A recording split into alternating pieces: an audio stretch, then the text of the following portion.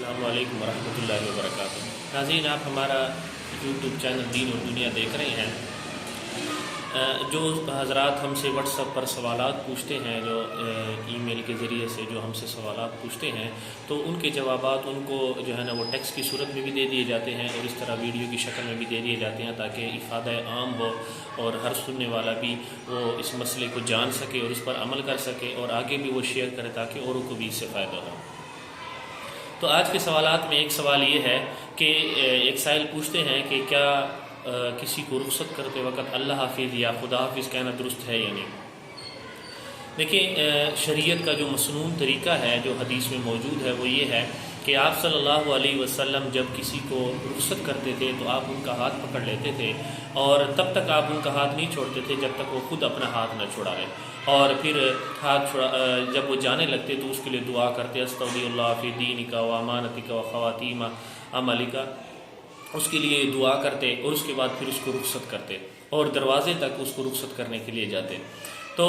بہتر تو یہ ہے کہ مسنون طریقہ اپنایا جائے کہ جس طرح سے جو ہے نا یہ مسنون طریقہ ہے اسی کے مطابق اس کو رخصت کیا جائے، اور اسی کے ساتھ ہی اگر جاتے ہوئے خدا حافظ یا اللہ حافظ کہہ دیا جائے تو اس میں کوئی حرج نہیں ہے، لیکن مسنون طریقے کو چھوڑ کر صرف آخر میں خدا حافظ یا اللہ حافظ کہہ دینا یہ درست نہیں ہے، بلکہ مسنون طریقے کو ترجیح دی جائے۔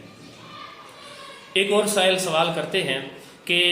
کیا پرندوں کو پالنا درست ہے، بالخصوص الو پالنا یا چڑیا وغیرہ طوطے جیسے پالتے ہیں، اس کو پالنے کی شرعی حیثیت کیا ہے؟ دیکھیں، شریعت میں کسی پرندے کو پالنے کے لیے کچھ شرائط ہے کہ اس کے مطابق اگر اس کو پالا جائے تو وہ درست ہے۔ ایک شرط اس کے اندر یہ ہے کہ جو پرندہ آپ پال رہے ہیں اس پرندے کی کسی قسم کی حق تلفی نہ ہو، اس کے اوپر کسی قسم کی سختی نہ کی جائے، اور اسی طرح سے اس کی خوراک کا پورا خیال کیا جائے، اور اسی طرح سے اگر وہ بیمار ہو جائے تو اس کے علاج معالجے کا مکمل اہتمام کیا جائے اور پورا اس کا علاج معالجہ کرایا جائے اور اس کے اوپر کسی قسم کا ظلم نہ کیا جائے۔ تو اگر ان شرائط کو پورا کیا جاتا ہے تو پھر پرندے وغیرہ کو پالنے کی گنجائش ہے۔ روایت میں موجود ہے کہ حضرت انس رضی اللہ تعالیٰ عنہ کے بھائی حضرت ابو عمیر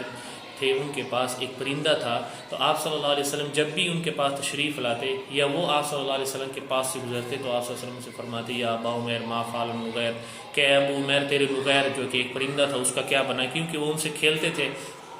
تو فقہا نے اس روایت سے یہ بات ثابت کی ہے کہ کسی پرندے کو قید کر کے رکھنا بھی ثابت ہے۔ اس کی جواز کی دلیل یہی حدیث ہے کہ جس کے اندر اس بچے نے پرندہ قید کیا ہوا تھا اور آپ صلی اللہ علیہ وسلم ان سے پوچھتے تھے اور آپ صلی اللہ علیہ وسلم نے ان کو اس پرندے کے آزاد کرنے کا حکم نہیں دیا۔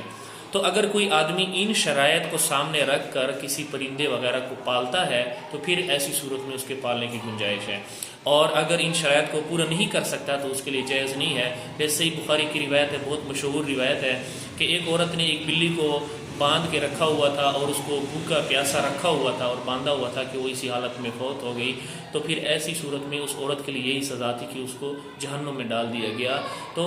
اگر کوئی کسی پرندے کے ساتھ کسی جانور کو اس طرح سے قید کر کے رکھتا ہے کہ اس کے لیے